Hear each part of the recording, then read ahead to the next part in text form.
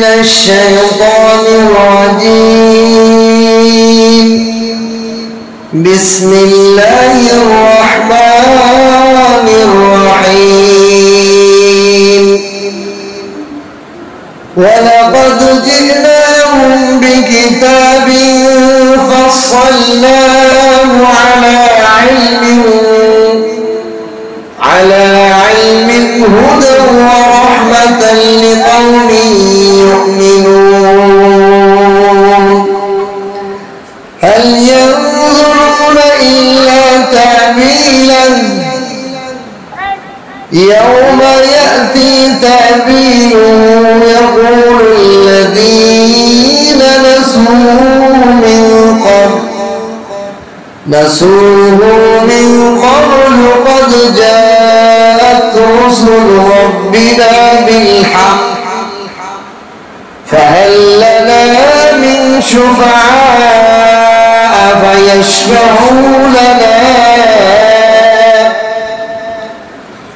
فيشفعوا لنا أو نرد فنعمل غير الذي كنا نعمل قد خسروا أنفسهم وضل عنهم ما كانوا يفترون.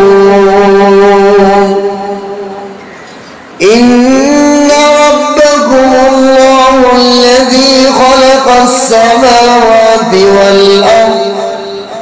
والأرض في 6 أيام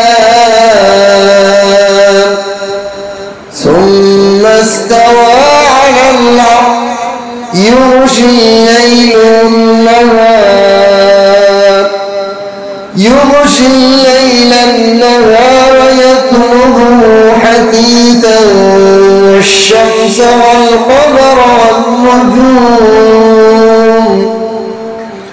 والشمس والقمر والنجوم مسخرات بأمره ألا له الخلق والأمر تبارك الله رب العالمين. ادعوا ربكم تضرعا وخفية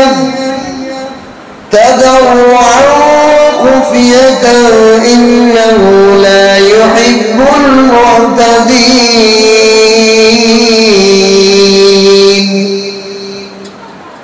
ولا تفسدوا في الأرض بعد إصلاحها وادعوه خوفا وطمعا إن رحمة الله قريب من المحسنين.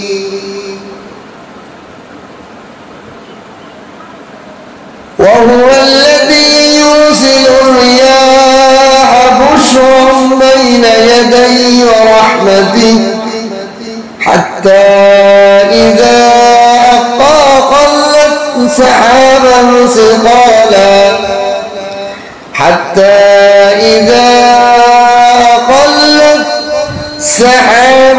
ثقالا سقناه لبلد ميت فأنزلنا به الماء فأخرجنا به من كل الثمرات كذلك نخرج الموتى لعلكم تذكرون. والبلدة الطيب يخرج نباته بإذن ربه والذي خبث لا يخرج إلا نكدا كذلك نصرف الآيات لقوم يشكرون. صدقت يا أرحم الراحمين. بارك الله لنا ولكم في القرآن العظيم ونفعنا وإياكم بالآيات والذكر الحكيم إنه هو الغفور الرحيم.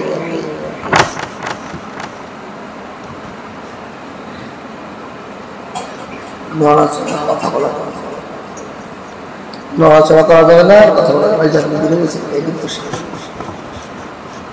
ঠিক আছে, সোজা বসে দেখা হয় সবাই সুন্দর করে বসে। আল্লাহর ওলিরা তো দুষ্টমি করে, চুল কানো এদিক ওদিক এরকম নড়াচড়া করা যাবে। ঠিক আছে, সবাই ভালো আপনার। হ্যাঁ, আল্লাহ পাকের শকর যে আল্লাহ রাব্বুল আলামিন আমাদেরকে ধারাবাহিক কোরআনে পাকের তাফসীর করা এবং শোনার জন্য, আল্লাহর কালামের আমল নিজেদের জীবনে আনার জন্য আল্লাহ পাক আমাদেরকে বসা, শোনার, আলোচনা করার তৌফিক দান করেছেন। এজন্য কালিমাতু শুকর আদায় করি আলহামদুলিল্লাহ। আজকে আমি সূরা আরাফের 52 নম্বর আয়াত থেকে 58 নম্বর আয়াত, 7টি আয়াত আমি তেলাওয়াত করেছি। এই আয়াতগুলোর মধ্যে আল্লাহ পাকের কুদরতের আলোচনা হয়েছে। আল্লাহ পাকের কুদরত মানে কুদরত তো আমরা আরবিতে, বাংলায় বুঝি ক্ষমতা। আল্লাহর ক্ষমতা কত, পাওয়ার কত। ক্ষমতা বুঝলে আমরা বুঝি না, পাওয়ার কইলে বুঝে আসে। মানে কিছু শব্দ আছে, শব্দের পরিপূর্ণ অর্থ অনেক সময় ওই শব্দ দ্বারা আসে। আমরা বলি আল্লাহর কুদরত, কিন্তু কিরকম জন্য মনে হয় যে বেশি না। আল্লাহর ক্ষমতা, ক্ষমতা, আল্লাহর পাওয়ার, এটার মধ্যে একটা হিট আছে। আল্লাহর পাওয়ারের আলোচনা হয়েছে। আল্লাহর পাওয়ার কত কঠিন, কত শক্ত, কত মজবুত, কত শক্তিধর আল্লাহর পাওয়ার। আল্লাহ তাআলা যারা কিয়ামত অস্বীকার করে তাদের ব্যাপারে এই আলোচনা আছে। তোমরা কিয়ামত যারা অস্বীকার করো, কিয়ামতকে মানো না, হে আরবের কাফের মুশরিকরা, যারা তোমরা কিয়ামতকে অস্বীকার করো, কিয়ামত কবে হবে, এই পৃথিবী কেমনে ভেঙে যাবে, সবকিছু ধুলোসাৎ হয়ে যাবে, উড়ে যাবে, এটা কেমনে কি খাও, এটা তো কই দেখি না। তো কাফের মুশরিকরা কিয়ামতকে অস্বীকার করে। তা আল্লাহ তাআলা বলেন, وَلَقَدْ جِئْنَاهُمْ بِكِتَابٍ فَصَّلْنَاهُ عَلَى عِلْمٍ هُدًى وَرَحْمَةً لِقَوْمٍ يُؤْمِنُونَ। অবশ্যই আমি আল্লাহ তোমাদেরকে তাদেরকে দান করেছিলাম। এখন না, কালেকশন করাবে তখন আমি আল্লাহ তোমাদের কাছে এমন এক কিতাব দিয়েছিলাম, কোরআন। কাফেরদেরকে বলতেছে, আমি নবীর মাধ্যমে, হে আরবের মুশরিক কাফেররা, তোমরা যারা কিয়ামতকে অস্বীকার করো, তোমাদের কাছে এমন এক কিতাব আমি দিয়েছিলাম, ফাসসালনাহু আলা ইলমিন, যে এই কোরআন মানুষকে এত বিশ্লেষণ, ব্যাখ্যা সুন্দর করে, এত বিশ্লেষণ আর ভাঙ্গে ভাঙ্গে টুকরো টুকরো করে, এক উদাহরণ না হলে আর এক উদাহরণ, আর এক উদাহরণ না হলে আর এক উদাহরণ, 1000 বার উদাহরণ দিয়ে দিয়ে তাফসীল করে করে আমি এই কোরআনের জ্ঞানকে বিস্তীর্ণ ভাবে বর্ণনা করে দিয়েছি। কেমনে বুঝবা না, সামনে বুঝে দিয়েছি। আর প্রশ্ন আল্লাহ কেমনে দিয়েছেন, সামনের আয়াতগুলো বুঝলেই বুঝে দিতে, আল্লাহ কেমনে বুঝেছে। আল্লাহ আল্লাহ কয়, এমন এক কিতাব তোমাদেরকে দিয়েছিলাম, আমি তাদেরকে দিয়েছিলাম। মক্কার কাফের মুশরিকদের সামনে আমি নবীর কাছে ওহীর মাধ্যমে কোরআন দিয়েছিলাম। সেই কোরআনের বৈশিষ্ট্য কি, ফাসসালনাহু আলা ইলম, তার জ্ঞানকে এত বিশ্লেষণ ব্যাখ্যা করে বুঝিয়ে দেওয়া হয়েছে যে একজন নির্বোধ মানুষও এত বুঝানো লাগে, একজন অজ্ঞ মানুষ, আনপড় মানুষকে এত বুঝানো লাগে না, এত বিশ্লেষণ করে আল্লাহ বুঝাইছে। আল্লাহ বলেন, হুদা ওয়া রাহমা, এই কিতাবের হিদায়াত, এই কিতাবের রহমত, লিকৌমি ইউমিনুন, শুধু ঈমানদাররা পায়। কাফেরদের এত বিশ্লেষণ ব্যাখ্যা করার পরেও কাফেরদের এই কিতাবের জ্ঞান, ইলম অর্জন করার সৌভাগ্য হয়। কেমনে? শুধুমাত্র ঈমানদাররা এই কিতাবের রহমত ও হিদায়াতের রাস্তা গ্রহণ করতে পারে, তারা পায়, আর কেউ পায়। যারা আল্লাহর প্রতি ইয়াকিন এবং বিশ্বাস রাখে, আল্লাহর ব্যাপারে তাদের কোনো কিলোকাল নেই, আল্লাহ বলছে আমল করে, আল্লাহ নিষেধ করছে আর যাবো না। কেন করছে, কি জন্য করছে, ইলোকাল যাদের মধ্যে নাই আন্দাহা জগতের অটল বিশ্বাসী বান্দা, যারা আল্লাহ দোজখ দেখে নাই, আল্লাহকে দেখে নাই, জাহান্নাম দেখে নাই, জান্নাত দেখে নাই। এই বাহিনীকে একটু সামলায়। কোরআনের আলোচনা ওদেরকে বিরক্ত হওয়া যাবে না, ওরাও আল্লাহ, ওরা নিষ্পাপ। আমি আপনি গুনাহগার, এখন বলি গেলি জাহান্নামের মধ্যে, কিন্তু ওরা একদম নিষ্পাপ, ওরা স্বাধীনতা একটা কন্ট্রোল করতে। একজন রচনা করা যাবে, কথা বলা যাবে, ঠিক আছে?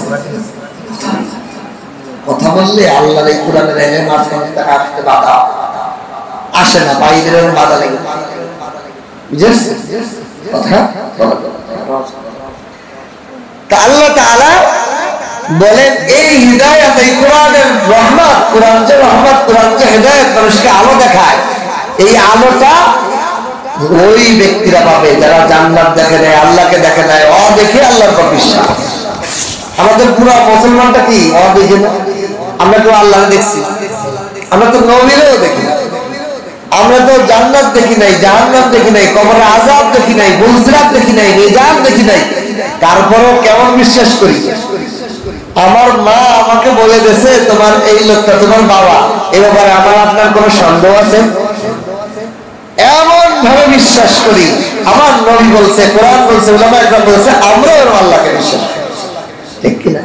আল্লাহ বলেন এমন বিশ্বাসীদের জন্য কোরআন হলো হুদা এবং রহমত, রাস্তা দেখায় এবং তাদের প্রতি দয়া করে। কোরআন সবার জন্য দয়া দেয়। এত বিশ্লেষণ করে করে আল্লাহ কোরআনে বর্ণনা করছে, তারপর সবাই হিদায়াত পাবে না। আল্লাহ উদাহরণ দিয়ে বোঝাবে, ওয়ালাকাদ জিনাহুম বিকিতাবিন, আমি তাদেরকে দান করেছিলাম এমন একটা কিতাব, ফাসসালনাহু আলা ইলমিন, যার ইলমকে আমি বিশ্লেষণ করে করে, উদাহরণ দিয়ে দিয়ে, বোধগম্য হয় এমন বিশ্লেষণ ব্যাখ্যা করিয়া করিয়া আমি এমন কোরআনের জ্ঞান করে আমি বিশ্লেষণ করেছিলাম।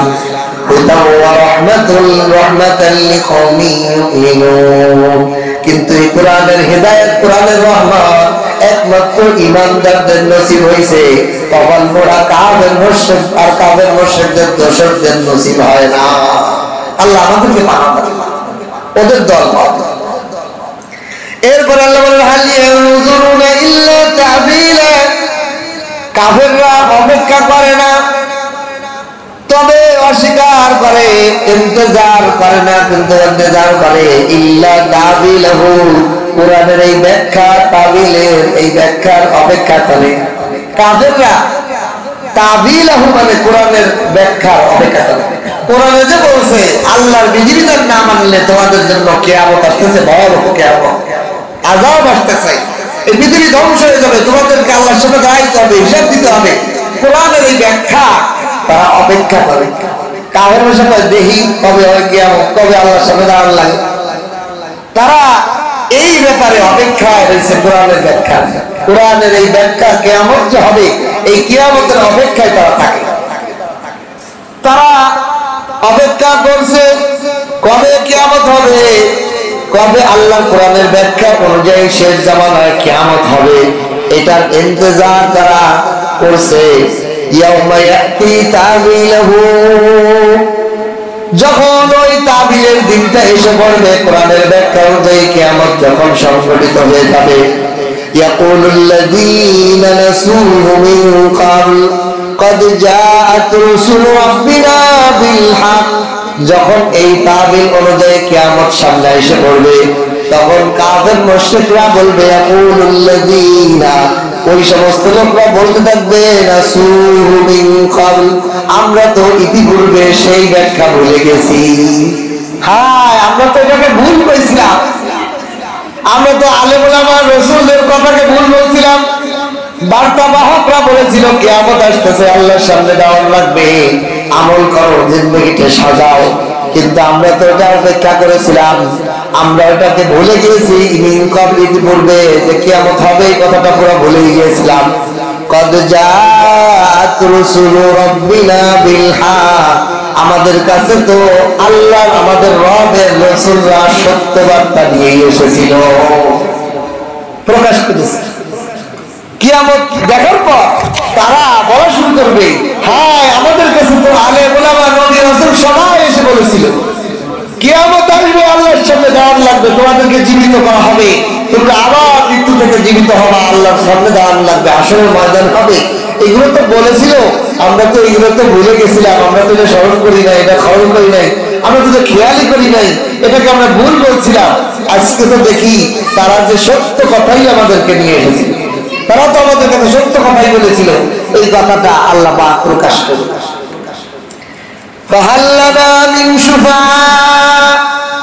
তারা বলবে আমাদের জন্য কি আছে কোন সুপারিশকারী? আজকে তো আমাদের জন্য কোন সুপারিশকারী নাই। যারা আমাদের জন্য আজকে সুপারিশ করতে পারে, আমরা তো রাসূলদের মানি নাই, আরে বলে আমাকে মানি নাই, তা আমাদের জন্য কে সুপারিশ করবে? আমাদের জন্য তো কোনো সুপারিশকারী দেখি না।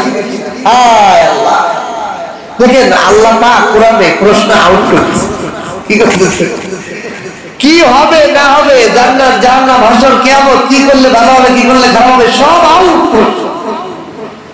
কিন্তু কবর পড়া মুসলমান আমরা জানারও চেষ্টা করি না, প্রশ্নটা খুলে দেখারও চেষ্টা করি না, হলের মধ্যে তাই যেই প্রশ্ন আসবো সেই প্রশ্ন আউট করে দেওয়া হয়েছে, বোঝার জন্য চেষ্টা করি। তাহলে আমাদের মতো কবর পড়া দেওয়া আছে। একজন বিসিএস পরীক্ষা দেবে, বিসিএস বাংলাদেশের সর্বোচ্চ শিক্ষা, প্রশ্ন আউট হয়ে গেছে, তার টেবিলের উপর রাখা আছে, কিন্তু সে খুলেও দেয় না। এখন হলে যে দেয় কি, আরে আমার টেবিলের উপর দিয়েছিল ওইটা তো হুবু এই দিয়ে, কিন্তু আপনি খুললে একটু দেহে একটু শিয়ে আসতাম, তো আসবে, ঠিক কিনা? আল্লাহ এবং সব খুলে খুলে বর্ণনা করে দিচ্ছে। কি করবে?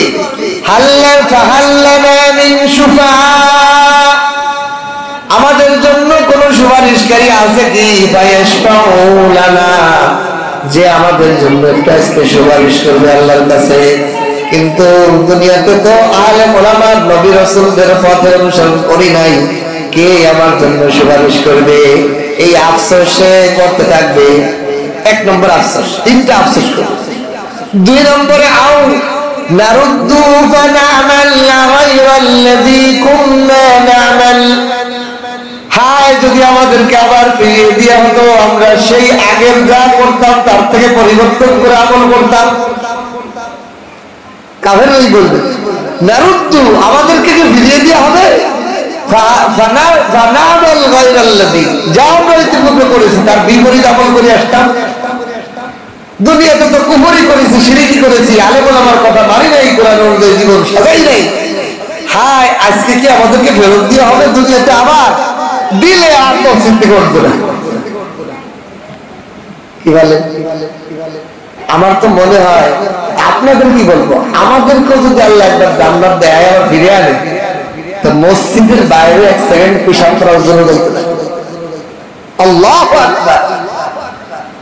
জান্নাত দেখার পর জাহান্নামের ভয়াবহ যদি মানুষ দেখে ফেলতো, তো মসজিদের বাইরে আর বানাইতো না, ব্যবসা বাণিজ্য খাওয়া দাওয়া সব বাদ দিয়ে আল্লাহ গুলামি করত। আল্লাহ এই জন্য পুরোপুরি দেখায়নি, আল্লাহ খালি বলে দিচ্ছে সংবাদ, দেখলে তো সর্বনাশ, এটাই পরীক্ষা, দেখাই নাই, বলছে এরকম হবে। أو نرد فنعمل غير الذي كنا نعمل, নাকি আমাদেরকে ফেরত দেওয়া হবে যে আমরা যা আমল করতাম তার বিপরীত করে আসবো। কাফের মুশরিকরা কিয়ামতের দিন দেখার পর বলবে আমাদের জন্য কেউ সুপারিশকারী আছে কি? কেউ যে আমাদের সুপারিশ করবে? এক নম্বর। দুই নম্বর, আমাদেরকে আর ফিরে দেওয়া হবে যে আমরা যা আগে করতাম তার পরিবর্তন করে ভিন্নটা ভালো আমল করবো? তাও তো দেওয়া হবে। তিন নম্বরে তারা নিজেদেরকে নিজেরা ক্ষতিগ্রস্ত করেছে। তারা বলবে আমরা তো নিজেদেরকে নিজেরাই ক্ষতিগ্রস্ত করেছি।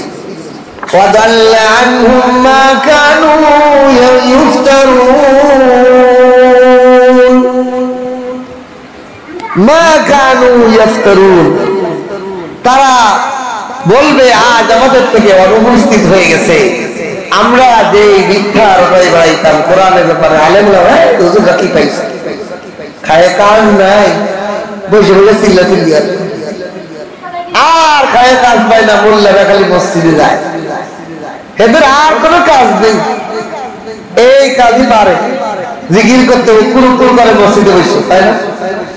সাধারণ মুসলমান অনেক সময় বলে না, আল্লাহ সব বলে দিচ্ছে, কদ খাসিরু আনফুসাহুম, আমরা তো নিজেদেরকে ক্ষতিগ্রস্ত করে ফেলেছি, ওয়াদাল্লা আনহুম মা কানু ইফতারুন, আমরা যে মিথ্যা বলতাম, মিথ্যা অপবাদ দিতাম, সব তো আজ আমাদের থেকে গায়েব হয়ে গেছে, কোন মিথ্যাই তো ঘটে নাই। আমরা তো বলছি ওরা উল্টো পাল্টা করছে, কি করে মসজিদে বসে কি করে, একদম কি করে, নবী রাসূলটা কি করছে, এই যে মিথ্যা ঘটাইছিলাম, এই ঘটনাটা তো আজ আমাদের থেকে অনুপস্থিত, আজকে তো বাস্তব সত্য প্রকাশ হয়ে গেছে, আমাদের মিথ্যা অনুপস্থিত হয়ে গেছে, উদ্ভাবিত হয়ে গেছে, আমাদের মিথ্যা তো কোনো কাজে লাগে না। আমরাই তো দেখতেছি আমাদের মিথ্যাটাই মিথ্যা, আমাদের মিথ্যা ঘটনাটা এটা আমাদের কাছেও মিথ্যা প্রমাণিত, চাক্ষুষ দেখা যাইতেছে, সব আল্লাহ তাআলা প্রকাশ করে দিয়েছেন। এরকম বলবে কাফের মুশরিকরা। এরপরে আল্লাহ তাআলা বলেন, হে কাফের মুশরিকরা, তোমরা তো কিয়ামত অস্বীকার করো, কোরআনের হিদায়াত তো সবার ঢুকবে না, কিয়ামত অস্বীকার করার আগে একটু তোমরা বোধগম্য হও, তোমাদের একটা আকলটা খাটাও। ইন্না রাব্বাকুমুল্লাযী খালাকাস সামাওয়াতি ওয়াল আরদ ফি সিত্তাতি আইয়ামিন সুম্মা ইসতাওয়া আলাল আরশ, তোমাদের রব আল্লাহ, নিশ্চয়ই তোমাদের রব আল্লাহ, যিনি খালাকাস সামাওয়াত, সাত আসমানকে বানিয়েছেন, ওয়াল আরদ, সাত জমিনকে বানিয়েছেন, ফি সিত্তাতি আইয়াম, 6 দিনে, কয় দিনে? 6 দিনে তিনি এই জিনিসটা বানিয়েছেন। এখন এই আয়াতের মধ্যে অনেকগুলো ইশকাল, প্রশ্ন হবে।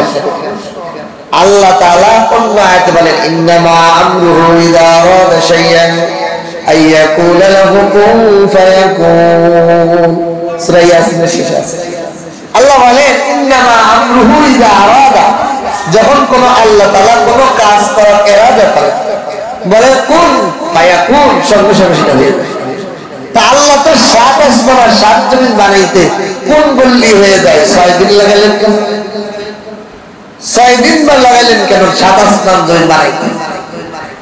আসলে আল্লাহ কোনেরও মুখাপেক্ষী না, কোন যে বলতে হবে তারপর হবে এই মুখাপেক্ষী না। আল্লাহ বলার আগেই যা চান তা হয়ে যায়, যা চান তা হয়ে যায়। আল্লাহর তো মুখের উপরও মুখাপেক্ষী না। বলেন আমি এটা বললাম, এই তুই হও, তাহলে আমার মুখের মুখাপেক্ষী না? আমি মনে মনে হল, আমি মনে মনে চিন্তা করলাম, তো হইল না, তাহলে আমার মনের ভিতরে আসলে হইল, এটা একটা বিষয়। এখন আমি মুখ দিয়ে বললাম, তাহলে বলার জন্য মুখের অপেক্ষা হইল না? আল্লাহ কি মুখের মুখাপেক্ষী? আল্লাহ সামাদ, আল্লাহ কোন জিনিসের মুখাপেক্ষী না। তাহলে আল্লাহ তো এই জমিনের আসমান বানাইতে 1 নম্বরে কোনেরই মুখাপেক্ষী না, তাহলে 6 দিন লাগাইলে কিনলে কি জন্য? আল্লাহ পাক 6 দিন এই নবমণ্ডল পৃথিবী আসমান জমিন বানাইতে সময় নিলেন। মুফাসসিরিন ইকরাম বলেন, এই সময় নেওয়ার কারণ হলো যে আল্লাহ তাআলা দুনিয়া চলাফেরার জন্য সময়ের একটা তরতিবের গুরুত্ব দিয়েছেন, দুনিয়ার মানুষকে বুঝাইছেন, আমি তো পারি, কিন্তু আমি 6 দিনে করছি কেন? এই দুনিয়ার সমস্ত কাজকর্ম তুমি এই 6 দিনের মধ্যে দিন হিসাব করে করে করবা। কর্ম পদ্ধতির সিস্টেম বোঝানোর জন্য আল্লাহ দুনিয়াকে বানাইছেন 6 দিন। এই জন্য মুফাসসিরিন ইকরাম বলেন, এই কথা বলা যাবে না, বসো বসো বসো, দৌড়াদৌড়ি করা যাবে না, বসো। এই 6 দিন কোন 6 দিন ছিলেন? আমরা তো জানি 7 দিন, সপ্তাহে 7 দিন। আল্লাহ তাআলা কোন দিন থেকে কোন দিন পর্যন্ত 6 দিন বানাইলেন? মুফাসসিরিন ইকরাম বলেন, আল্লাহ তাআলা রবিবার থেকে দুনিয়া বানানো শুরু করেছেন। রবিবার আর সোমবার এই 2 দিনে আল্লাহ তাআলা 7 আসমানের জমিন বানিয়েছেন, বলেন সুবহানাল্লাহ। আর মঙ্গলবার, রবিবার আর সোমবার এই 2 দিনে বানিয়েছেন কি? জমিন। আর মঙ্গল আর বুধবার বানিয়েছেন আল্লাহ তাআলা এই জমিন সাজানোর যত আসবাব, নদী নালা পাহাড় পর্বত প্রাণী জগৎ মানুষ গাছপালা, পুরা জমিনকে সাজানোর যা লাগবে এই সব সৃষ্টি করছেন কিবারে? মঙ্গল এবং বুধবারে। নাম্বার 3, আসমান, 7 আসমান বাকি রেখেছেন। 7 আসমান বানিয়েছেন আল্লাহ তাআলা বৃহস্পতি এবং শুক্রবার। তাহলে এই 6 দিনে দুনিয়ার পুরা দুনিয়া বানানো যখন শেষ, তারপরের দিন কি? শনিবার। শনিবারকে আরবিতে বলা হয় ইয়াউমুস সাbt। ইয়াউমুস সাbt, সাbt শব্দের অর্থ হলো কর্তন, ছুটি, রেস্ট, কাজ শেষ, অবসর, পেনশন প্রাপ্ত হয়েছে। এই জন্য শনিবারকে বলা হয় ইয়াউমুস সাbt, কর্তনের দিন, মানে কাজ বানানোর কাজ শেষ, শেষ দিনকে বলা হয়েছে ইয়াউমুস সাbt। শনিবারের অর্থ কি জানেন? ছুটির দিন, কর্তনের দিন, কাজ শেষের দিন। এই জন্য আল্লাহ পাক একটা তরতিব দিয়ে দিয়েছেন উম্মতকে, বান্দাদেরকে, যে তোমরা দুনিয়ার যত কাজকর্ম করবে সব কাজের একটা সময়ের গণনা করবা।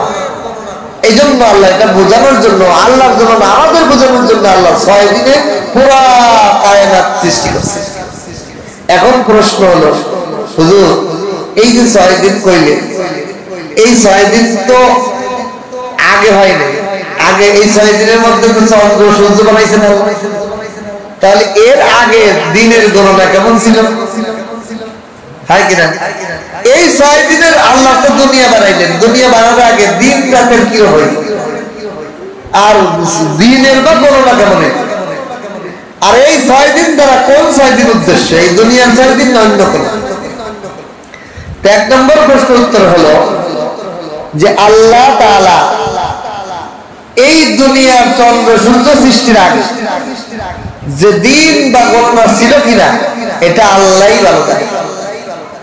2 নম্বর হলো আল্লাহ যে বললেন এই আয়াতে যে আমি 6 দিনে সৃষ্টি করছি, 6 দিন দ্বারা আল্লাহ কি বুঝাইতে চান?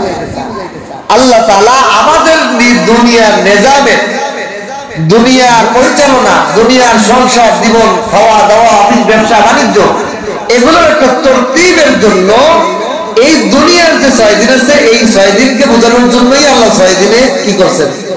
দুনিয়ার পুরা কায়নাতকে সৃষ্টি করছেন। 2 নম্বর 3 নম্বর বিষয় হলো যে আল্লাহ তাআলা এই চন্দ্র সূর্য সৃষ্টির আগে যে দিন ছিল, এই দিনটা হলো আসলে আল্লাহ পাক আমাদের যে দুনিয়ার যে দিন হয়, রাত হয়, এটা কিসের দ্বারা হয়? সূর্যের ঘূর্ণনে, সৌরজগতের মাধ্যমে। সূর্য পৃথিবীর নিচে চলে যায়, আমাদের দিন রাত হয়ে যায়। সূর্য আমার উপরে আসে, দিন আসে। পৃথিবীর চারপাশে সূর্য ঘোরে, ঘূর্ণমান। এই পৃথিবীও সূর্যকে অবতরণ করে, ওটাতে বছর হয়।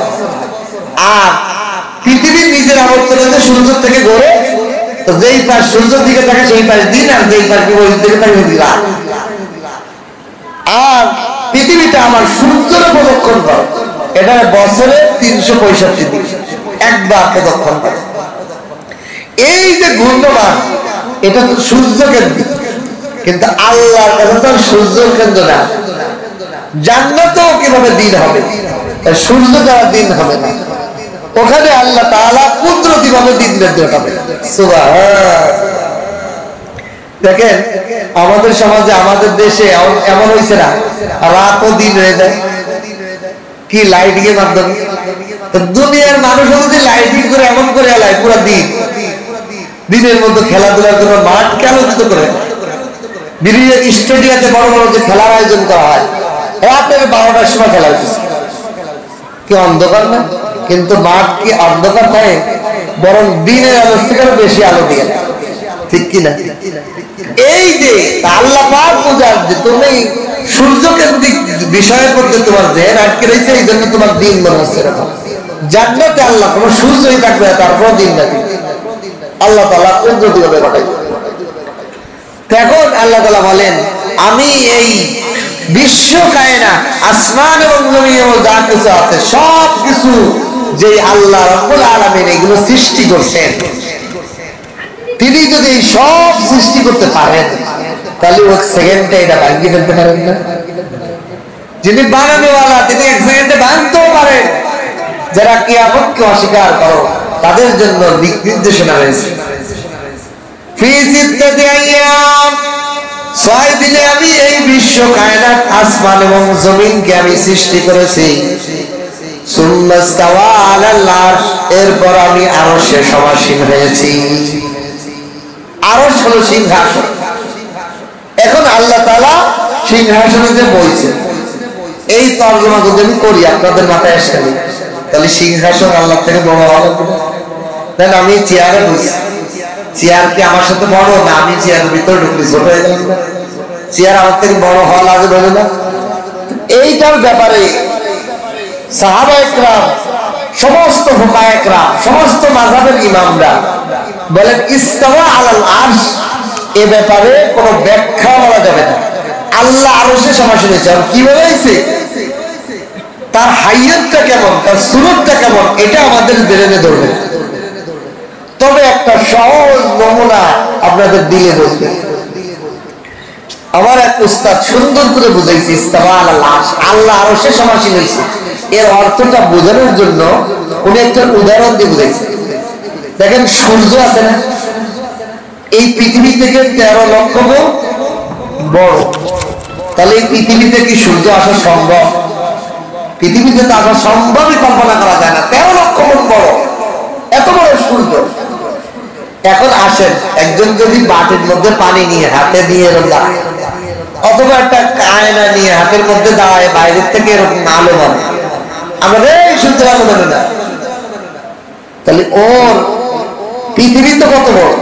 পৃথিবীর মধ্যে বাংলাদেশটা কত ক্ষুদ্র, এই বাংলাদেশের মধ্যে আবার কোনাবাড়িটা কত ক্ষুদ্র, কোনাবাড়ির মধ্যে এই লোকটারও কত ক্ষুদ্র, তার লোকটার থেকে আবার তার হাতটা কত ক্ষুদ্র, ক্ষুদ্র হাতের মধ্যে আবার একটা আয়না, সেই আয়নার মধ্যে পুরা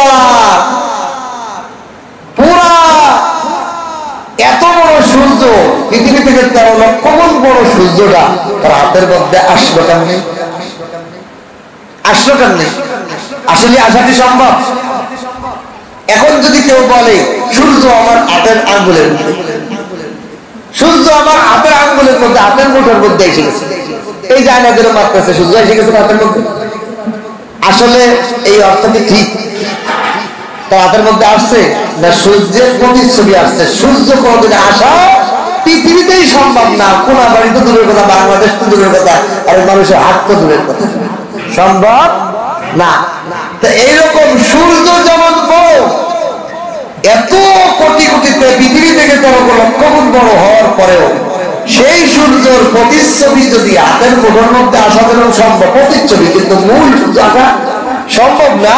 সে বড় বড়ই ঠিক আল্লাহ পাক আরশে সমাসীন হয়েছে, মানে আল্লাহ কুদরতি হাইয়াত বিশাল, ওটা কল্পনার জগতে ধরবে না। আল্লাহ নূরের তাজাল্লি আরশের মধ্যে একটু পড়ছে, এই অর্থ। ইস্তাওয়া আলাল আরশ, আল্লাহ আরশে সমাসীন হয়েছে মানে আল্লাহ পাকের নূরের তাজাল্লি যদি দুনিয়ার বুকে আসে, দুনিয়া পুড়ে ছারখার হয়ে যাবে। এই নূরের তাজাল্লি সহ্য করতে পারবে না দুনিয়ার মানুষ। মুসা আলাইহিস সালামের কওম বনি ইসরাইল বলছে মুসা আমাদের জন্য একটা কিতাব আনো। মুসা আলাইহিস সালামের কাছে তাওরাত কিতাব নিয়ে আসছে। বনি ইসরাইল বলে এটা যে আল্লাহর কিতাব, এর প্রমাণ কি? আমরা আল্লাহর কাছ থেকে শুনতে চাই, আমরা আল্লাহ থেকে শুনতে চাই যে এটা আল্লাহ দেশে, অন্য কেউ দেশে তুমি বানাই নিয়েছো না আল্লাহ দেশে। মুসা আলাইহিস সালাম আবার 70 জন নেতা বনি ইসরাইল নিয়ে গেছেন কুফা, যা বলছে আল্লাহ আপনি একটা আওয়াজ করে বলে দেন এটা আমার কিতাব। আল্লাহ আওয়াজ করে বলে দিয়েছে এ বনি ইসরাইল এটা আমার কিতাব, তবে মানো। হেরা জনগণের কাছে আইছে, আইসে কয় এ আমাদেরকে তো একটা আওয়াজে কইছে এটা আল্লাহর কিতাব, আল্লাহ আওয়াজ দিয়েছে, কিন্তু এটা যে আল্লাহটা কি দেয় এটা তো আমরা দেখি না, আমাকে না দেয় এটা বিশ্বাস কি বেজাইল অন্য। আবার মুসা আলাইহিস সালাম 70 জন নিয়ে তুর পাড়ে গেছে। আল্লাহ এরা আওয়াজে বলে বিশ্বাস করতে চায় না, আপনারা দেখতে চায়। আল্লাহ বলে ও মুসা আমাকে দেখার মতো ক্ষমতা দুনিয়ার কাউকে আমি দেই না। 10 পাওয়ারের বাল্বের মধ্যে 1 কোটি পাওয়ার বা কারেন্ট দিয়ে দুনিয়া যেমন দুর্লভ, ঠিক কিনা? আপনি 10 পাওয়ারের লাইট 1 কোটি ভোল্টেজ কারেন্ট দিলে ওটা ঠাস শর্ট করে দেওয়ার আগেই বাস্ত হয়ে যাবে, লাইন করার আগে, ঠিক কিনা? আল্লাহ পাক আমাদেরকে রাত ভোরের তাজাল্লি দেখার মতো দুনিয়াতে সব দেন নাই। আল্লাহ মুসা সম্ভব না, দুনিয়াতে দেখানো সম্ভব আল্লাহ আসল বলতে বলিয়েছেন, না দেখলে কিতাব মানবো না। আল্লাহ তাআলা পায়, ঠিক আছে দেখো পারবে কিনা এটা একটু দেখো। আমি নূরের পর্দা থেকে 70,000 কথা থেকে 1 পর্দা দিয়ে 1 পর্দা সরাই উঠে দিয়েছে। তুর পাহাড় পুড়ে সারখার মুসা আলাইহিস সালাম আগুন নূরের তাদেরকে ছিটকে পড়ে বেহুশ, আর 70 জন নেতা পুড়ে কয়লা। মুসা আলাইহিস সালামকে আল্লাহ বিপদ ধর বাড়ায় দেবে। এই গেটি ভাই ঠেকা উম্মত 1 নম্বরে আওয়াজ ছাড়া কিতাব মানবে না, আওয়াজ শুনেই না। এখন দেখা ছাড়া কিতাব মানবে না, এরা তো পুড়িয়ে পড়লে কয়লা হয়ে গেছে। আমার উম্মতের কাছে নিয়ে গেলে মাইয়ে লাগছে, তোমার কিতাবই মানবে। এই উম্মতকে মানাইতে হইলে তো এদের জীবিত করে দিন আল্লাহ দেয়। আল্লাহ তাআলা এদেরকে জীবিত করে দিয়েছে। সুবহানাল্লাহ, কি করছে বনি ইসরাঈলের সাথে, কেমন উম্মত ছিল। এই জন্য ওদের তওবাও কঠিন। ওরা এরকম দেখে দেখে মারা লাগছে, দেখে দেখে আল্লাহ থেকে শুনে, আল্লাহ থেকে দেখে এইরকম কিতাব গ্রহণ করছে না, সায়েন্স না। এই জন্য ওরা যদি কোনো অন্যায় করতো, গুনাহ করতো, তওবা হলো নিজেরা গোপস দিয়ে কাইতে মারি আত্মহত্যা করা, এছাড়া ওদের তওবা কবুল করতো। আর আমরা শুনছি আর মানছি, আমরা ইশকাল করি নাই। এই জন্য আমাদের তওবা হলো, তওবা করতে দেরি আল্লাহ মাফ করতে দেরি। এই উম্মতের ফজিলতের এটা। উম্মতে মুহাম্মাদি নবীকে বলে নাই আল্লাহ দেখান, কিতাব দেখে কিতাবের প্রমাণ দেখায়, আল্লাহকে বলে দি বলেন, এরকম পরিষ্কার করে নাই। এই জন্য এই উম্মতকে আল্লাহ তাআলা তওবা করতে দেরি, তার গুনাহ মাফ করতে দেরি। বনি ইসরাঈলরা আল্লাহ তাআলার কাছে এই রকম কিতাব চেয়েছে, দেখতে চেয়েছে। এখন দুনিয়ার এই চোখ দিয়ে বনি ইসরাঈলরা কি দেখতে পারছে? খালি নূরের ঝলকে পুড়ে থাকা।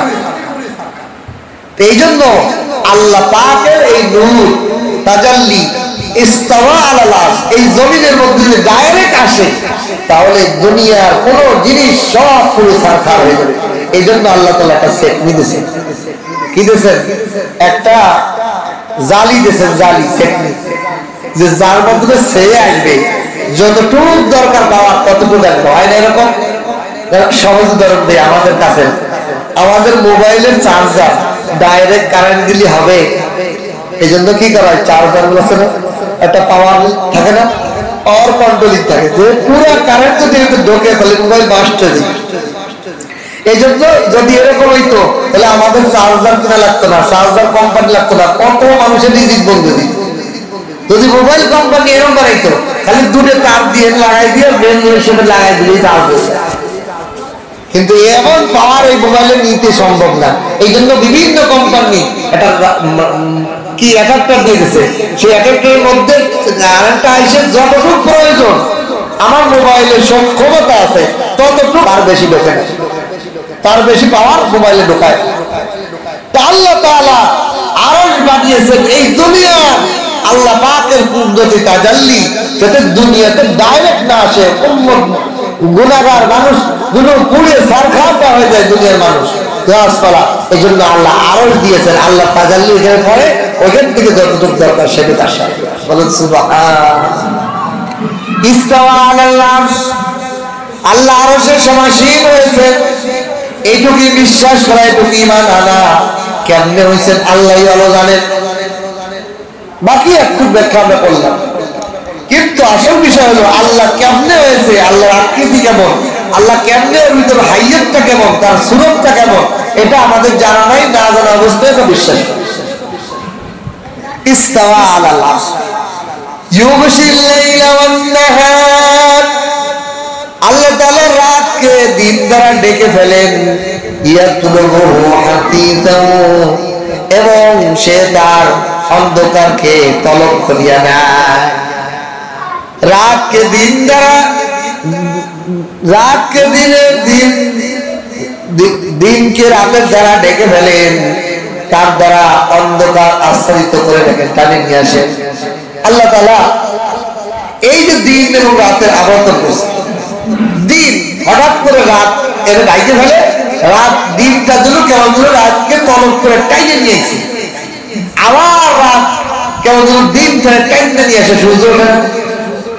এই যে নিয়ম, এই যে শৃঙ্খলা, এই যে সিস্টেম আল্লাহ তাআলা দান করছেন, আল্লাহ বলেন এই সব আমি আমার কুদরতের মাধ্যমে পাই, এখানে কোনো মানুষের হাত নাই।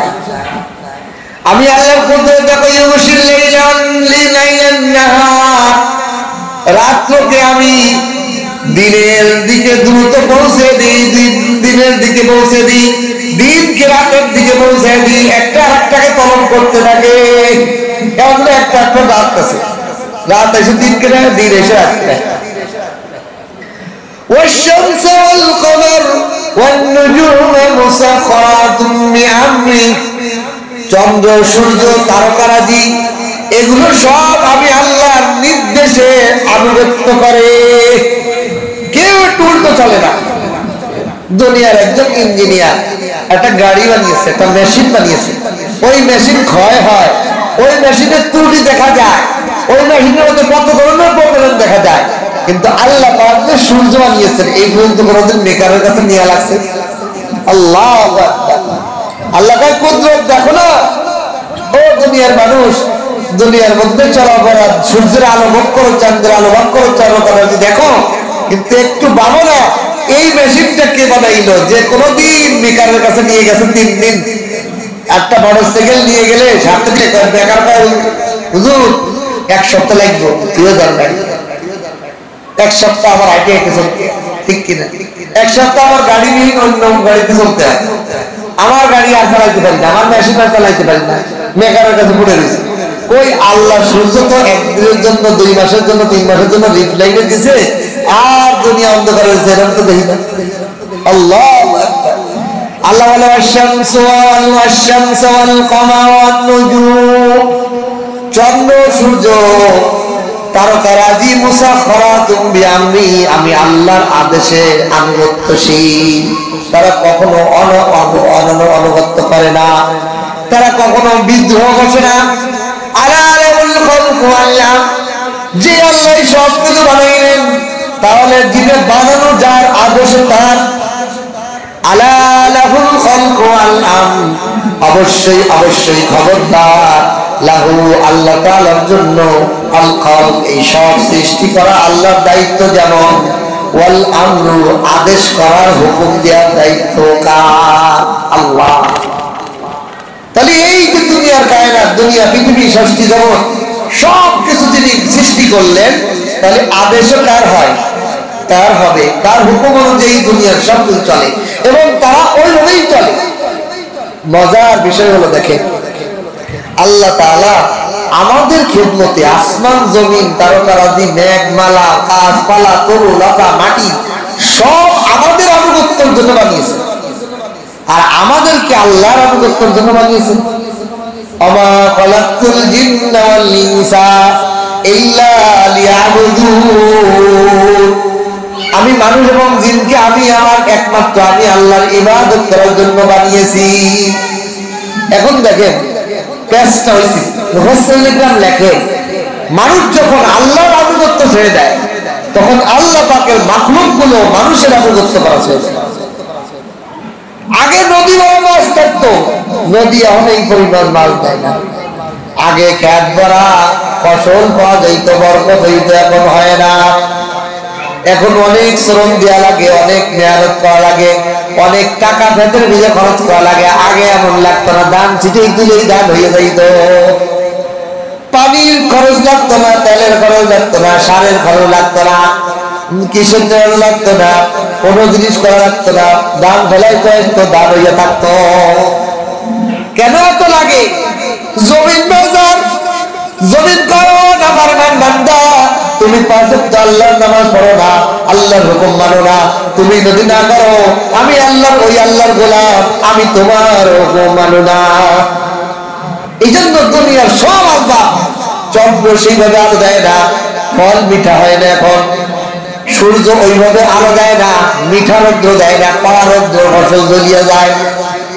সূর্য তার ঠিক মতো আমাদের খেদমত করে না। কেন? আমরা আল্লাহর গোলামি ছেড়ে দিয়েছি।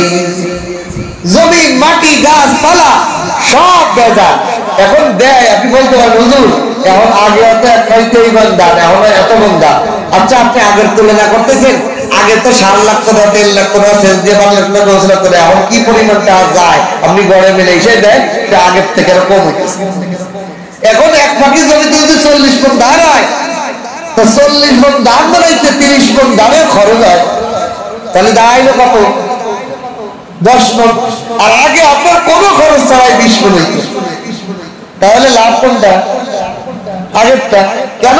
আগে মানুষ আল্লাহর গোলামি করতো ঠিক মতো, এই জন্য আল্লাহ। আজ আমরা আল্লাহর গোলামি ছেড়ে দিয়েছি, সমস্ত জড় পদার্থ মাখলুক আল্লাহ আমাদের গোলামি থেকে মুক্ত হয়ে গেছে। এই জন্য কোনো কিছুতে কোনো কিছু হচ্ছে। কেন? গাছ লাগাইলে ফল বিপুল দেয় না, ফল হয় না, পরিচর্যা লাগে, খরচ করা লাগে। কেন খরচ করা লাগবে? যে খরচ করা ছাড়া যে আল্লাহ দিতে পারে, খরচ করার দ্বারা যে আল্লাহ দিতে পারে, খরচ করা ছাড়া যে আল্লাহ দিতে পারে না। পারবে কিনা? আমার এক দোস্ত মাদ্রাসা থেকে আলেম হয়ে বাড়ি গেছে। তার দাদি করছে কি, তুই কি হুজুর হইলি? আমাদের আম গাছটা তো আম হয় না, তুই একটু কিছু দোয়া গেলাম আমরা বদি করিস না। আমার দোস্ত আমি যাই আম গাছটা পেলাম, আম গাছ আমার ভুল, আর তোর টুতে কি হবে? তোরা যে আল্লাহ নিষেধ করছে ফল দিতে, সেই আল্লাহর অনুমতি তুই আম দিতে পারিস না। এই কথা কইয়া চলে এমন আম ধরছে, ডাল ভাঙে ভাঙে পড়বে, ঠেলা দিয়ে রাখা। বলেন কে দেয়? আসল বিষয়টাই আমরা বুঝি না। আম গাছে আম দেয়। আচ্ছা, আম গাছে যদি আম দেয়, তাহলে আমের গুড়া কাটলে একটা পাইপ পাওয়া যাবে, ওইটা আম আসে মাটির তলে, গুড়ার মধ্যে তো কিছু আম পাওয়া যাবে। আম না পাওয়া গেলে আমার আঠি তো পাওয়া যাবে, সুবলা তো পাওয়া যাবে। কোনোদিন কেউ পাইছে? আম গাছ যদি আম দেয়, তা আম গাছের কাঠ কাটলে তিতে লাগে, তিতে মুখে দিলে তিতা লাগে, অথচ ওই গাছের আমটা রসালো ঠোঁট দিয়ে পানি আসিয়া যায়। আল্লাহ আল্লাহ কয় বজনা বজনা বজ। আম গাছ দেখে আম গাছের শুক্রিয়া আদায় করো, যে মালিক দিল ওই মালিককে তুমি চিনলা না। আম গাছ চিনলে, খেত চিনলে, ফসল চিনলে, চাকরি চিনলে, কিন্তু যেই মালিক তোমাকে দিল ওই মালিককে তুমি এখনো চিনলে না। ও বান্দা, তোমার মতো নাফরমান বান্দা কি হতে পারে? তুমি দাঁত গাছে মন কেমন ধান পাও? কোদাল দিয়ে ধান কাটার পরে মাটির 10 হাত 100 হাত কত একটা ধানের মরা ধান তুমি তো পাবা না। কোথা থেকে ধান আসলো, কে দিল, কে বানাইলো? ও বান্দা, তুমি সেই আল্লাহর গোলামি করতে পারলে না। সেই আল্লাহর গোলামি তোমার হয় না। হাইয়া আলাস সালাহ আল্লাহ ডাকে বারবার, আল্লাহ পক্ষ থেকে মুয়াজ্জিন ডাকে, হাইয়া আলাস সালাহ, আসো নামাজে, আসো নামাজে। তোমার ব্যস্ততা আমার আপনার ব্যস্ততা শেষ হয় না। এই দোকান ফেলায়, ওই ক্ষেত ফেলায় আমি আপনি আসতে পারি না। আল্লাহ তাই জমিন যে নিষেধ করে দিচ্ছি, জমিনে ফসল পরিপূর্ণ দিবে না। এই জন্য আল্লাহ তাআলা বলেন মুসাখখারাত বিআমরি, এই সব আমার আদেশ মানে। শুধুমাত্র নাফরমান হলো মানুষ, তারাই খালি আদেশ মানে।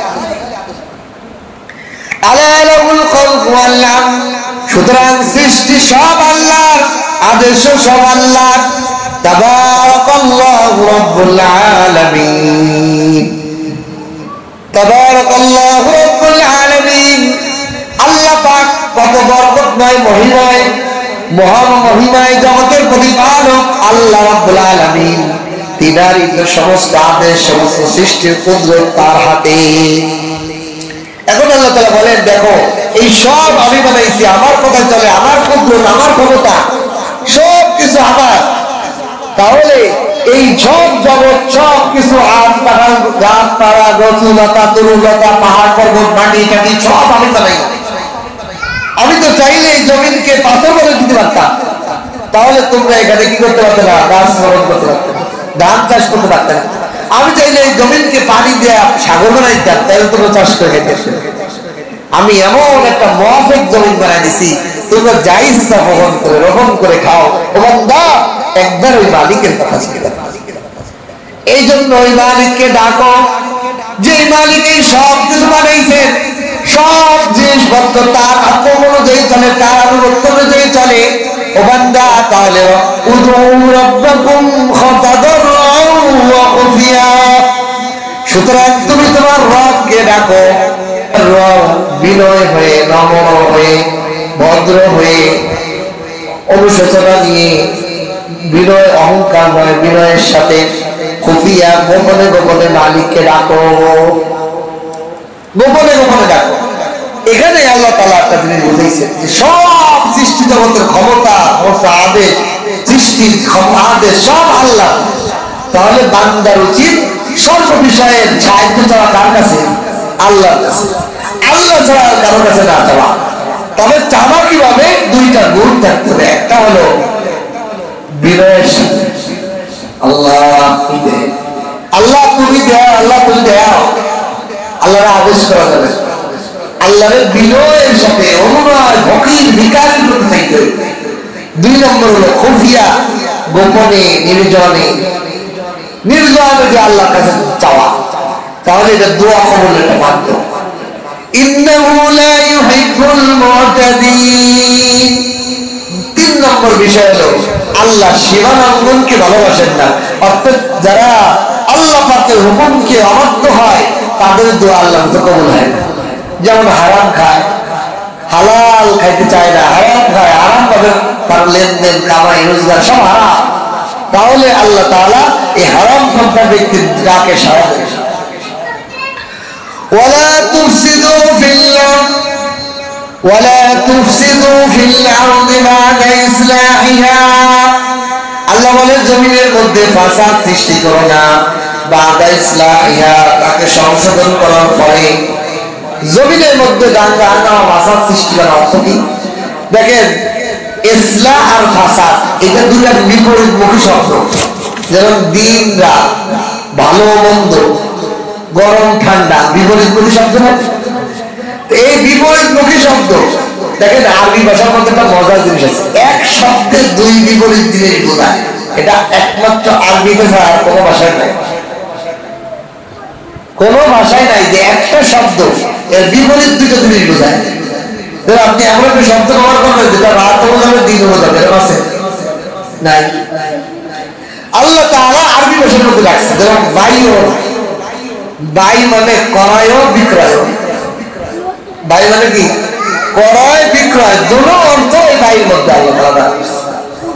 তা আল্লাহ তাআলা বলেন ফাসাদ এবং ইসলাহ, সংশোধন আর বিশৃঙ্খলা সৃষ্টি করা। বিশৃঙ্খলা সৃষ্টি করা, এই দুটো বিপরীত শব্দ। একটা হলো বিশৃঙ্খলা সৃষ্টি করা, এই কথা বলা যাবে না, কথা বলা যাবে না। তুমি কি ওর তফসির শুনতেছ? এই তুমি তফসির করতেছ, তোমার তফসির শুনতেছ। এই দুইটা বিপরীত শব্দ, একটা হলো বিশৃঙ্খলা, একটা হলো সংশোধন। তা আল্লাহ তাআলা বলেন তোমরা জমিনের মধ্যে বিশৃঙ্খলা সৃষ্টি করো। এর মানে বাদা ইসলাহিয়া, এটা সংশোধন করা। সংশোধন হলো ওই জমিনকে আল্লাহ সুন্দরভাবে সৃষ্টি করছে, তুমি জমিনের মধ্যে উল্টো পাল্টা পাবে। জমিনের মধ্যে আল্লাহ তাআলা কোরআন হাদিসের মাধ্যমে, নবী রাসূলের মাধ্যমে একটা শৃঙ্খলার সিস্টেম দিয়েছে। তুমি এখানে ডাকাত, চুরি, রাহাজানি, বাটপারি, সিটারি, ওজনে কম ব্যয়, সুদ, ঘুষ সব দাবি করতেছো, জুলুম, অত্যাচার, তাহলে জমিনের মধ্যে বিশৃঙ্খলা হবে না? আল্লাহ তাআলা বলেন আমি জমিনকে সুন্দরভাবে আইন দিয়ে, নবী দিয়ে প্র্যাকটিক্যালি দিয়েছি, জমিনের মধ্যে কিভাবে চলন করবা, বিচরণ করবা, জমিনের মধ্যে বিশৃঙ্খলা সৃষ্টি করা যাবে না। এই সিস্টেম করার পরও তোমরা যদি বিশৃঙ্খলা ঘটাও, তাহলে তোমরা এগুলো করবা না, এই বিশৃঙ্খলা করবা না। ওয়ালা তুফসিদু ফিল আরদ, জমিনের মধ্যে বিশৃঙ্খলা সৃষ্টি করো না, বাদা ইসলাহিহা, তার সংশোধনের পরে।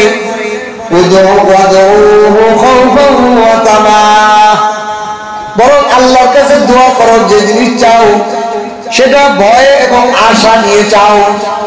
ভয় মানে হায় আমি তো কত গুনাহ করে ফেলেছি, আল্লাহর সাথে কিভাবে আল্লাহর করে, আল্লাহর কাছে এটা চাই কেমনে, আমি তো অনেক বড় অপরাধ। ভয় ভয় আর তমা মানে আমার আশা আল্লাহ আমারই দিব, এই আশায় আল্লাহ করে চাওয়া। এই দুটার মাঝখানে হলো আল্লাহ তাআলা রহমত পাক। ইন্না রাহমাতাল্লাহি করিবুম মিনাল মুহসিনিন। এইজন্য আল্লাহ বলেন নিশ্চয়ই নিশ্চয়ই আল্লাহর রহমত করিবুম মিনাল মুহসিনিন, নেক আমলকারীদের নিকটে। দেখেন আল্লাহ তাআলা দোয়া কবুল করার জন্য আল্লাহর রহমত লাগে। আর আল্লাহর রহমত হয় কেমনে? ইবাদতের মাধ্যমে। ভালো কাজ করবেন আল্লাহ তাআলা গুনাহ মাফ করে দেবে, আল্লাহ আপনার দোয়া কবুল করবে।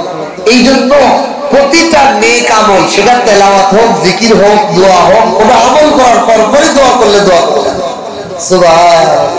এই যে কোরআনের আয়াতের নীতি বলে ইন্না রাহমাতাল্লাহি করিবুম মিনাল মুহসিনিন। কোনখানে দোয়া করবেন তিনবার সুবহানাল্লাহ বলে দোয়া করেন, একবার আলহামদুলিল্লাহ কমসে কম বলিয়া দোয়া করেন।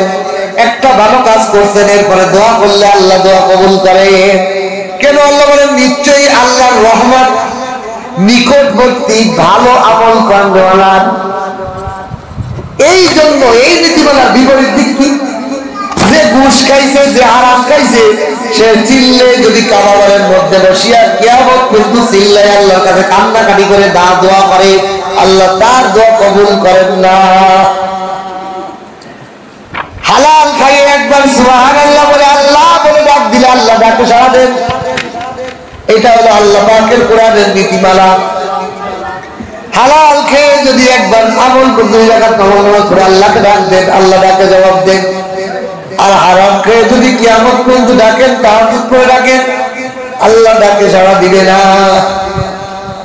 এই যে বিষয়টা মনে রাখতে, আমরা এত দোয়া করি, কান্নাকাটি করি, আল্লাহ আমাদের হাজত পূরণ করে দেন। পৃথিবীর মধ্যে আল্লাহ আল্লাহ হাদিসের মধ্যে আছে খায়রুল উমুরি বিতাওফিকিল্লাহ। আল্লাহ রাসূল বলেন যে উত্তম আমল হলো যে আল্লাহ পাক তাকে সুযোগ করে দেয় আমল। সবচেয়ে উত্তম নিয়ামত হলো যে যাকে আল্লাহ তাআলা আমলের সুযোগ করে দেন। আর সবচেয়ে উত্তম রিজিক হলো কাফাফা, যথেষ্ট রিজিক। আল্লাহর দৃষ্টিতে সবচেয়ে উত্তম রিজিক কোনটা জানেন? আমরা কি বলি আমার আল্লাহ কোটিপতি বানাই দিবে, এটা মনে আমার জন্য ভালো। আবার কেউ বলে আল্লাহ আমার গরিব হয়ে গেল, এটা তারা দুষ্ট, এটা তো কঠিন। কিন্তু সবচেয়ে উত্তম রিজিক হলো যতটুক প্রয়োজন ততটুক তার ইনকাম। সুবহান। তার মানে কি? যতটুক ইনকাম ততটুক খরচ, এর সমান সমান। এই লোকটা মরার সাথে সাথে কোনো ঋণ আছে, কোনো প্রেশানি আছে? যারা কোটিপতি, তার কোটি টাকা কামাইয়ে মরে যাওয়ার পর তার বাঁচা আছে, এইটা কেমনে খরচ করবো, কেমনে হারাম পথে খরচ করবো না গুনার কাছে খরচ করবো, সবের পাপ হয়ে যায়। এই মালের জায়গা ঠিক করে দিয়েছে কিনা, ভেদটা দিয়েছে কিনা, গরিব দেশে দান করছে কিনা, মসজিদের হক দিয়েছে কিনা। মসজিদ তার এলাকায় ছিল জীর্ণ শীর্ণ, তার ঘরের বাথরুম টাইলস আর মসজিদের মধ্যে টিন দিয়ে ফুটে পানি পড়ে, সে পুডিংটা পুজো লাগাইতে পারে না, দায় থাকবে না? এত সহজ আল্লাহ ধরবে না। এই জন্য যে এলাকায় কোন মানুষ যদি বরকত চায়, তার বাড়ি সংশোধন করার আগে মসজিদকে সুন্দর করা, তাহলে আল্লাহ রহমত ওই এলাকার মধ্যে ঢালি পড়ে। যে ব্যক্তি তার বাথরুম খরচ করতে কোটি টাকা খরচ করে ফেলে, আর মসজিদে 1000 টাকা দিয়ে বহু বড় দান করছে, আমার সভাপতি দিয়ে লাগবে, সেক্রেটারি দিয়ে লিখবে, এইরকম দানকে থুমার উচিত তো ছিল। আমার বাড়ি খরচ করতে 1 কোটি টাকা খরচ হয়েছে, মসজিদ বানাবো 2 কোটি টাকা। ঠিক কিনা? আল্লাহর ঘরকে যত সাজাইবো আল্লাহ আমার ঘর তত বড়। আজ আমাদের অবস্থা উল্টে গেছে। আজ আমাদের অবস্থা হয়ে গেছে মসজিদ হলো নিরীহ, মসজিদ সবচেয়ে সমাজের মধ্যে নিরীহ ঘর। কি বলেন? এই এলাকার মধ্যে শুরু করা দিয়ে দরকার কিনা? এই এলাকার মানুষের উচিত যে আমাদের ঘরের ফাউন্ডেশন দেওয়ার আগে আমরা মসজিদের ফাউন্ডেশন বাড়াবো। যে মসজিদের ফাউন্ডেশন দেন, আমি একটা পিলারের টাকা দিব, আমি একটা দেওয়ালের ইটের খরচ দিয়ে দেবো, আমি 50 বস্তা সিমেন্ট দিব। তাহলে কতক্ষণ লাগে? এই যে বাড়িওয়ালারা যদি একটা পিলারের দাম দেয়, তাহলে কয়টা পিলার আছে, কয়টা ঘর আছে, সব পিলার হয়ে যায়। আল্লাহ দরা খাইবো, সম্পাদন এত সহজে ছাড়াইবো। আর আমাকে আল্লাহ আমাদের গরিব ভাড়া খাই, তারা পয়সা থেকে আল্লাহ আমরা ভাড়া খাই, আমাদের নিজেদেরই ঘর নেই, আপনার ঘরে কিনবো, ঠিক কিনা? ছাড় নাই বাড়িওয়ালাদের। যারা বাড়ি বানিয়েছে আল্লাহ তাআলা আল্লাহর ঘরকে আবার যার যতটুকু সমর্থন আছে, সমর্থন যে আমার আল্লাহ অবস্থা দিচ্ছে, আমি একটু দিয়ে 10 টাকা দিয়ে 10 টাকা দেয় মসজিদকে কি আরো সুন্দর করা যায়। আল্লাহ তাআলার ঘরকে যারা সুন্দর করে আল্লাহ তাদের কলম, তাদের দুনিয়া আখিরাত সব সুন্দর করে। কেউ ঠকে না, দূরে যাওয়া লাগবে না, কাছে করার এই যে টাঙ্গাইলের 201 গম্বুজ মসজিদ, 201 গম্বুজ মসজিদ যিনি বানাইছেন রফিকুল ইসলাম, হাজী মুক্তিযোদ্ধা রফিকুল ইসলাম, ওনার একটা সাক্ষাৎকার দিয়ে আশ্চর্য হয়ে যায়। ওনার ব্যাংক ব্যালেন্স, টাকা পয়সা, বাড়ি গাড়ি, দোকানপাট সব বিক্রি করে উনি কয় আমি আল্লাহ সন্তুষ্টের জন্য দুনিয়াতে সবই ধ্বংস হয়ে যাবে, এই দুনিয়া কিয়ামতের সময় সব বাড়ি গাড়ি বিল্ডিং সব ধ্বংস হইব, কোনো মসজিদ ধ্বংস হইব না, মসজিদটা উঠতে থাকবো কিয়ামতের দিন। উড়ে বলবে আল্লাহ, আল্লাহ বলবে যাও তুমি তোমার স্থান জান্নাতে জায়গা নিয়ে নাও, তুমি হলো আমার দুনিয়ার বুকে জান্নাত, জান্নাতের একটা অংশ হিসেবে তোমাকে আমি এনে বসায় রাখছিলাম, তুমি যাও হুবহু এই অবস্থায় জান্নাতে চলে যাও। তবে যাবো না আল্লাহ, আমার সদস্যদেরকে না নিয়ে যাবো না। কই তোমার সদস্য? আমার যারা আবাদ করছে, টাকা দিচ্ছে, পয়সা দিচ্ছে, এই মসজিদটাকে আবার ইবাদত বন্দেগীর জন্য যারা টাকা পয়সা খরচ করছে তাদেরকে ডানিয়ে যাবো। তখন যারা দান করছে তাদের নাম ধরে ডাকা হবে, আর এই কিস্তিতে উঠাবে, এই জাহাজে উঠাবো, মসজিদের জাহাজ সহিহ হাদিস উঠাইবে, সবাইকে নিয়ে জান্নাতে চলে। রফিকুল ইসলাম সাহেব, আমি এক জুমার বাইরে খতিবের মুখ থেকে ওই মুক্তিযোদ্ধা বলছে, আমি শোনার পর যে আমার ঘর বানাইলে যদি ঘর ভেঙে যায়, আমার বাড়ি বানাইলে যদি বাড়ি ধ্বংস হয়ে যায়, তাহলে আমার সব টাকা দিয়ে আমি একটা মসজিদ বানাইতে চাই, যাতে আমি বলতে পারি আমি এটা বানাইছি, আল্লাহ আমি নিয়ে যাই। তাহলে আমি আসল বাড়ি বানাতে চাই, যেটা দুনিয়া আখিরাতে সব জায়গায় কেউ ভাঙবে না। আমার টাকা দিয়ে আমি এমন কিছু করতে চাই, যেই টাকা দিয়ে আমার টাকা কোনোদিন কিয়ামতের সময় ধ্বংস হবে না, এমন কাজ যদি করতে হয় তাহলে মাদ্রাসা মসজিদ নাই। আচ্ছা দেখেন, উনি যে সব ভেঙে দিয়েছে, ঠকছে, ওনার এলাকার মানুষও দিচ্ছে। আমি আশ্চর্য হই, ওই এলাকাটা গরিব মানুষ, এলাকা গরিব একটা এলাকাটা, পুরো এলাকাটা আবাদ হয়ে গেছে। ওই মসজিদ দেখতে যে পর্যটক যায়, এই পর্যটক কেন্দ্র হওয়ার কারণে এলাকার মানুষের ব্যবসা বাণিজ্য ইনকাম এক একজনের বাড়ি গাড়ি হয়ে গেছে। কারবার করতে একজনের একলাসের ওই মসজিদ কেন্দ্রিক ওই এলাকাটা একটা শহরের রূপান্তরিত হয়ে যাবে 8-10 বছর পর। এখনই হয়ে গেছে, 8-10 বছর পর দেখবেন ওই মসজিদের পাশ দিয়ে সমস্ত গরিব মানুষরা, যারা গরিব ছিল খাইতে পারতো না, তারা এখন গাড়ি বাড়ি নিয়ে যায়। ঠিক আছে, বরকত শুরু হয়ে গেছে। ওই যে পর্যটক যায়, হোটেলে খায়, দোকান করেছে, কেনাকাটা, এই মানুষের সগম শুরু হয়েছে, ওই এলাকা আবার ধনী হয়েছে। কে পারেন? সব আল্লাহ। একজন ত্যাগ করছে, 1000 জনের জন্য উপকার হয়ে গেছে, ঠিক কিনা? আমরা তো আল্লাহর জন্য খরচ করি। ওই লোকটা ইখলাসের সাথে মসজিদকে সুন্দর করার জন্য সে কোথার থেকে প্রধানমন্ত্রীতে পাস করায় টাইলস এনেছে, চায়না থেকে, মায়ানমার, দূর দেশ থেকে কত বড়টা বিভিন্ন দামি দামি টাইলস এনেছে। আর দেখেন ওই মসজিদের সৌন্দর্যের বরকতে সে কি না খেয়ে মরে যাচ্ছে। দেখলাম যে মসজিদের দান বাক্সে মানে প্রতি সপ্তাহে একবার খোলা হয়, 6 লাখ 7 লাখ টাকা খালি দান শক্তি করে, এমন আমদানি রপ্তানি শুরু হয়েছে।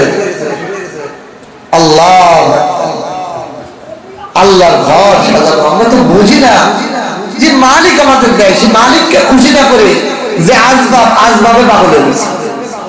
আমরা যে পাইপ দিয়ে পানি দেয়, ওই লোকরে ভাওনা করে পাইপ আদর করে, পাইপ যেহেতু পানি দিয়ে পানি দিয়ে পানি দিয়ে, এই জন্য পাইপে পানি দেওয়ার ক্ষমতা আছে না, পাইপের গোড়ায় যে বসা আছে তারে এই জন্য আল্লাহ বলেন ইন্না রাহমাতাল্লাহি করিবুম মিনাল মুহসিনিন। ভালো কাজ করনেওয়ালাদের নিকটবর্তী, যারা সব সময় ভালো কাজ করে।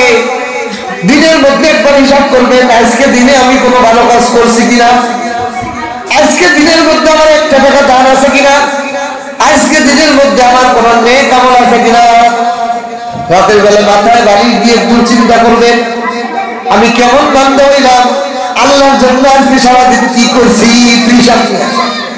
আজকে দিনের মধ্যে কথা বলা যাবে না, এত বড় তফসিল কথা আগে জানলে তো এই মাইক লাগে এত তফসিল করতে আর একটু পরে বড় হয়ে গেলে কোনো কথা এত বড় তফসিল করতে তোমাকে তফসিল শুনতে পারি, কথা বলা যাবে না। আল্লাহ পাক এই দুনিয়াতে সমস্ত মানুষকে দেখিয়ে দিয়েছেন যে ভালো কাজ যে করে তার নিকটে রহমত, তার নিকট রহমত শুধু তার উপর পড়ে না, পুরো এলাকাবাসীর উপর।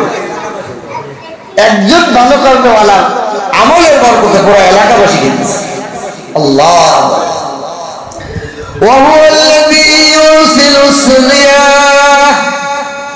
আল্লাহ পাক বলেন, আমার কুদরতের পরিবার শোনো, আমি হলো সেই সত্তা ইউরুসিলিল রিয়াহ, যিনি বৃষ্টির আগে একটা বাতাস পাঠায়। বৃষ্টি যখন হবে তার কিছুক্ষণ আগে দেখবেন একটা ঠান্ডা হাওয়া আসে, মেঘের সোয়ালে গিয়ে যে বাতাসটা আসে ওই বাতাসটা খুব মিঠা হয়, ঠান্ডা হয়। আল্লাহ কয় বুশরা, সুসংবাদ বাতাস। ওই বাতাসে সুসংবাদ দিতেছে কিছুক্ষণের মধ্যে বৃষ্টি। বাইনা ইয়াদাই ওয়া রাহমাতি, বাইনা ইয়াদাই রাহমাতিহি, আমার রহমতের সুসংবাদবাহী বাতাস সুসংবাদ দিয়ে তোমাদের সামনে হাজির হয়। কে এই বাতাস পাঠায়? ওই সত্তা যিনি হলেন আল্লাহ। তিনি ওই সত্তা, তিনি ওই আল্লাহ যিনি সুসংবাদবাহী বাতাস প্রেরণ করেন তোমাদের নিকট রহমত স্বরূপ। হাত্তা ইযা আকালতা, হাত্তা ইযা আকাল্লাত সাহাবান সিকালা, যেই বাত যতক্ষণ না পর্যন্ত ভারী বৃষ্টি বহন হয়, এ পর্যন্ত যে এই বাতাসের পরে একটা প্রবল ভারী বৃষ্টি হয়, সুসংবাদবাহী বার্তা আসে, আসার বাতাসে আসার পর রহমত নিয়ে সুসংবাদ দিয়ে আসে, আসার পর একটা ভারী বর্ষণ বৃষ্টি হয়। বৃষ্টি হওয়ার পর মৃত জমিনকে আমি উর্বর জীবন্ত জমিন বানাই। সুবহানাল্লাহ। আমি আল্লাহ আমার কুদরতি ক্ষমতা দিয়ে একটা ঠান্ডা সুসংবাদবাহী রহমতের বাতাস তোমাদের সামনে আনি। এবার এ পর্যন্ত যে এখন পর্যন্ত যে তোমাদের কাছে এসে কিছুক্ষণ পরে এমন প্রবল বৃষ্টি বর্ষণ হয়, এই বৃষ্টি দিয়ে মরা জমিন, কাঠা জমিন আবার জীবন ফিরে পায়, তরুণতা, লতা পাতা, গাছপালা জমিনের ভিতরে হওয়া শুরু হয় না? চৈত্রের মাসে জমিন শুকায়ে একটা গাছপালা নাই, লতা নেই, কাঠা মাটি গেছে। বৃষ্টি যে হয়েছে এমন আগাছা, কিসের নাই লাগে 10টা খেত পরিষ্কার করা লাগে, হয় কিনা? আল্লাহ তাআলা পায় এইভাবে আমি মৃত্যুকে জীবিত দান করি। فأنزلنا به من الماء, অথবা আমি এই জমিনের মধ্যে পানি প্রবাহিত নাযিল করি। فأخرجنا به من كل الثمرات, এরপরে এই বৃষ্টির মাধ্যমে আমি সকল প্রকার ফল উৎপাদন করি। كذلك نخرج الموتى لعلكم تذكرون, ও দুনিয়ার মানুষ তোমরা একটু চিন্তা ফিকির করে দেখো, এমনি ভাবেই আমি তোমাদেরকে মৃত্যুর পরে আবার জীবন দান। এই যে তোমাদের সামনে একটা কুদরত দেখাই, খারাপ মৃত্যু জমি, একটা সুসংবাদবাহী ঠান্ডা বাতাস আসে, প্রবল বৃষ্টি হয়, এই বৃষ্টি দিয়ে মৃত্যু জমিকে জীবিত করে অনেক পানি ব্যবহৃত করে, এই পানির মাধ্যমে আমি অনেক প্রকারের ফল উৎপাদন করি। এমনি ভাবেই তোমাদেরকে মৃত্যুর পরে আবার জীবিত করে কিয়ামত ঘটাবো, বাঁচার উপায় নাই। এই একটা উদাহরণ দিলেন, এই উদাহরণের তো আরেকটা মাকসাদ আছে আল্লাহ পাকের। দেখেন আল্লাহ যত প্রকার উদাহরণ কোরআনে দিয়েছেন, এর মধ্যে আল্লাহ পাকের একটা ইঙ্গিত থাকে। আমরা ইঙ্গিতটা না বোঝার কারণে ব্যাপারটাকে সামনে করে শেষ করি। কি ইঙ্গিত? ইঙ্গিতটা হলো যে আল্লাহ তাআলা বললেন সুসংবাদবাহী বাতাস, এই বাতাস হলো আল্লাহ পাকের কোরআন। বাতাসটা হলো কি? আল্লাহ পাকের কোরআন। নবীর মধ্যে যখন আসে এটা একটা সুসংবাদ নিয়ে তোমাদের কাছে, হুদাল লিন্নাস, আল্লাহর কোরআন আসার পর এই কোরআন যখন কোরআনের পরে প্রবল বৃষ্টি হয়, নবীর মাধ্যমে কোরআন আলেম ওলামার মাধ্যমে তোমাদের সামনে তেলাওয়াত করা হয়, বৃষ্টি বর্ষণ হয়। বৃষ্টি বর্ষণের কোথায়? এর জমিনটা কই? কয় দুনিয়ার বুকে যত মানুষ আছে তাদের কলম। কলম হলো জমিন। এই জমিনের উপর আল্লাহর কোরআন অবতীর্ণ করা হয়, কোরআনের তেলাওয়াত শোনানো হয়। এখন এই কলমগুলো যখন মিলতে থাকে, এই কোরআন তেলাওয়াত যখন শুনে, কোরআনের আলোচনা শুনে, এর দ্বারা আল্লাহ তাআলা ফল ফটায়। ফল কি? ফল হলো নেক আমল। আল্লাহ সুবহানাল্লাহ। একটা মানুষ আগে নামাজ পড়তো না, এক হুজুরের বয়ান শুনতে যে আমার নামাজ পড়ে, তো হুজুরের বয়ানের মধ্যে কোরআনের তেলাওয়াত আছে কিনা? ওই কোরআন তেলাওয়াত হলো বৃষ্টি, আর ওই লোকের কলমটা হলো মরা জমি। যেই তেলাওয়াত শুনছেন সাতটা। আচ্ছা, আবার দিয়ে দেন।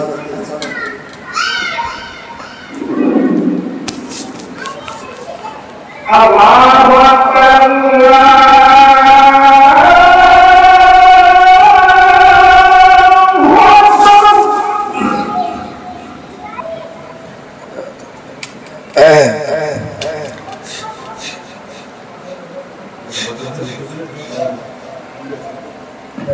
আচ্ছা আচ্ছা আচ্ছা, ঠিক আছে। আল্লাহ তাআলা এই ব্যক্তি যখন কোরআন তেলাওয়াত শুনে, কোরআন তেলাওয়াত শোনার কারণে তার কলবটা উর্বর, কেন? ওই যে জমিন উর্বর হয়ে যেরকম হার কেসেমের ফল দেয়, এই লোকের কলবটা এই ফসল বৃষ্টি, কোরআনের তেলাওয়াতের বৃষ্টি শোনার পাওয়ার পরে এই কলবে হার রকমের আমলের জজবা তৈরি হয়ে যায়।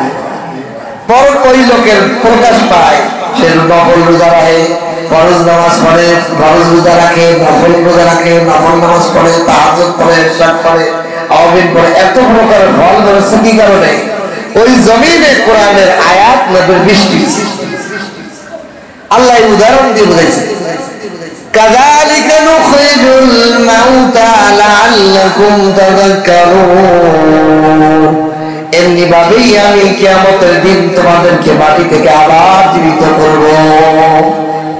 সুতরাং যে আল্লাহ আমাদেরকে বানাইলেন, সেই আল্লাহ আবার আমাদেরকে মৃত্যু দিয়ে আবার জীবিত করে তার সামনে হিসাব নিতে পারবেন না, এই ব্যাপারে কোনো সন্দেহ আছে? আল্লাহ এই জন্য উদাহরণ দিয়ে দিয়ে খুলে খুলে বর্ণনা করলেন।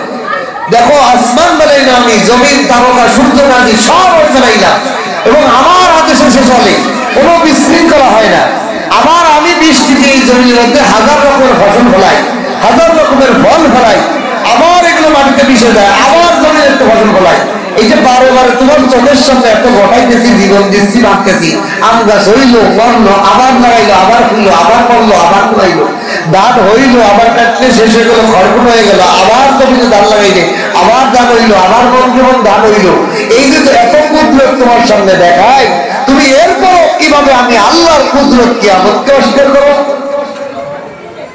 এত বিশ্লেষণ করে বলার পরেও, এত সুন্দর ভাবে খুলে খুলে বলার পরেও, উদাহরণ দিয়ে দিয়ে বোঝানোর পরেও তুমি কিভাবে কিয়ামতকে অস্বীকার করো? কাফের মুশরিকদেরকে আল্লাহ তাআলা আমাদেরকে এই কথা সর্বদা মনে রাখা যে আল্লাহর কুদরত কত। এই জন্য এই তাফসীর থেকে আমাদের শিক্ষা নেওয়া যে আল্লাহকে ডাকা, একমাত্র আল্লাহরই সব কুদরত, তার কাছেই চাওয়া, গোপনে চাওয়া, নির্জনে চাওয়া, বিনয়ের সাথে, ভক্তির ভাষা, সুন্দর ভাষায়, প্রশংসার ভাষায় আল্লাহর কাছে দোয়া করা, আল্লাহর কাছে কান্নাকাটি করা। যা চাও আল্লাহর কাছে চাও, দুনিয়ার কাছে কত। আমাদের বুজুর্গরা বলতেন, আল্লাহ মানুষের দরবারে ভিখারি বানাবেন না, আপনার দরবারে ভিখারি বানান। আপনার দরবারে সবসময় আমি একজন ফকির হয়ে থাকতে পারি। আল্লাহর কাছে চায় নেওয়া শেখান, বান্দার কাছে না চাওয়া। আল্লাহ পাক আমাদের সবাইকে তৌফিক দান করে বলেন আমিন। ওয়া আখিরু দাওয়ানা আলহামদুলিল্লাহি রাব্বিল আলামিন।